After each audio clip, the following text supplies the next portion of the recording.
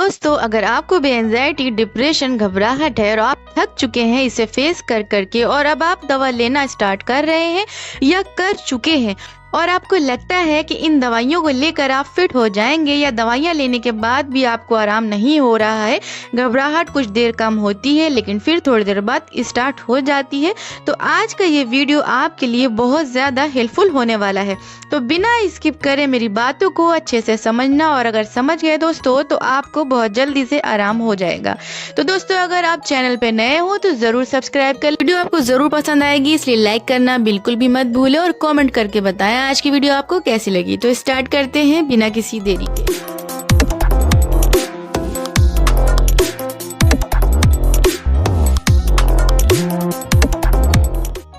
दोस्तों, एंजाइटी से, डिप्रेशन से जब कोई इंसान हद से ज्यादा परेशान होता है और वो अपने स्तर पे सारे जतन कर चुका होता है और वो थक चुका होता है, तब वो आखिरी रास्ता चुनता है कि वो दवाइयाँ खाए।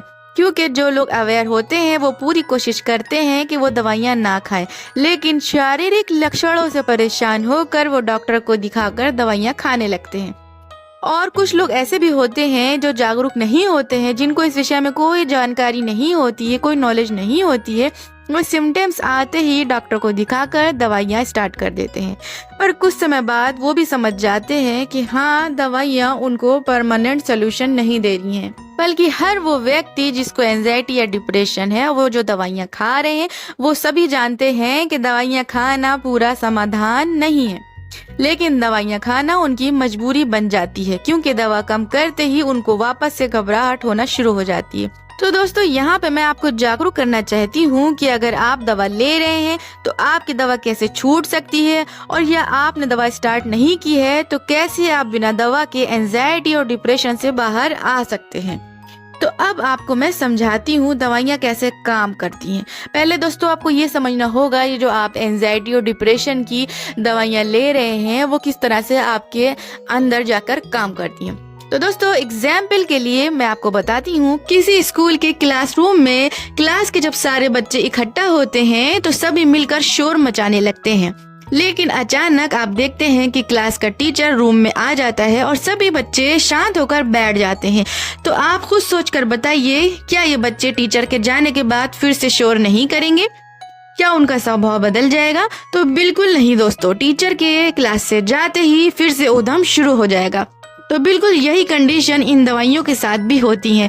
जब तक आप एंजाइटी की दवा ले रहे हैं तब तक घबराहट कंट्रोल में रहेगी, दवा का असर कम होते ही घबराहट वापस आ जाएगी। तो दोस्तों, आप क्या ऐसा करें कि जिससे इन दवा की जरूरत ही ना पड़े, या अगर दवा खा भी रहे हैं तो ये धीमे धीमे करके छूट जाए।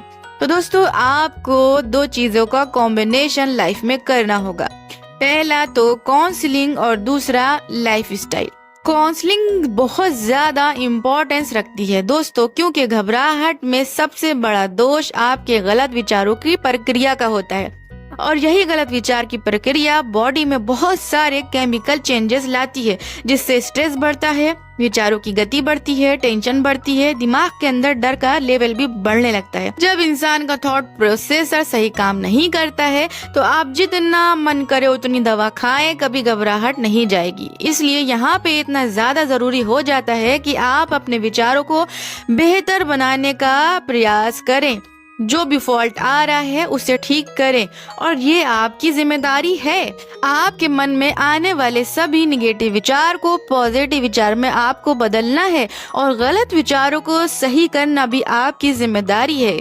लेकिन एंजाइटी में दोस्तों विचार बहुत तेज स्पीड से आते हैं और इंसान इसी निगेटिव विचार में फंस कर रह जाता है, और ये विचार अपने ही दायरे में इंसान को फंसाए रखते हैं। इसलिए बहुत जरूरी हो जाता है दोस्तों कि आप पॉजिटिव थॉट को लाएं नहीं, बल्कि पॉजिटिव थॉट की बारिश करें। क्योंकि दोस्तों, जैसे बॉडी को हेल्दी रखने के लिए अच्छे फूड्स की जरूरत होती है, उसी तरह मन को हेल्दी रखने के लिए भी अच्छे विचारों की जरूरत होती है। एक दो सकारात्मक विचार से काम नहीं चलेगा, आपको सकारात्मक विचारों की मन के अंदर बारिश करनी होगी। दोस्तों, मन को हेल्दी रखना है तो पॉजिटिव विचार आपको लाने ही पड़ेंगे, भले ही आपकी सोच काफी छोटी हो गई हो एंजाइटी डिप्रेशन की वजह से। आपको ऐसे वीडियो देखने होंगे, ऐसी किताबें पढ़नी होंगी जिससे आपकी पॉजिटिविटी का लेवल बढ़ सके, और ऐसे काम करने होंगे लाइफ में दोस्तों जिससे आपकी सोच का दायरा भी बड़ा हो सके और ये कुंठी सोच खत्म हो जाए। ऐसे काम जिससे लाइफ की उम्मीदें बढ़ जाएं, ऐसे काम जिससे आत्मविश्वास बढ़ जाए। दोस्तों, पॉजिटिव विचार को आप बाहरी माध्यम से अपने अंदर स्टोर कर सकते हैं, इसके ऊपर आपको काम करना होगा। और दूसरा पॉइंट है दोस्तों, हेल्दी लाइफ स्टाइल, यानी लाइफ स्टाइल में चेंजेस करने हैं आप। तो एंजाइटी में हमारा लाइफ स्टाइल बहुत ज्यादा खराब हो जाता है। बिल्कुल इसी तरह खराब लाइफ स्टाइल भी एंजाइटी को दावत देती है।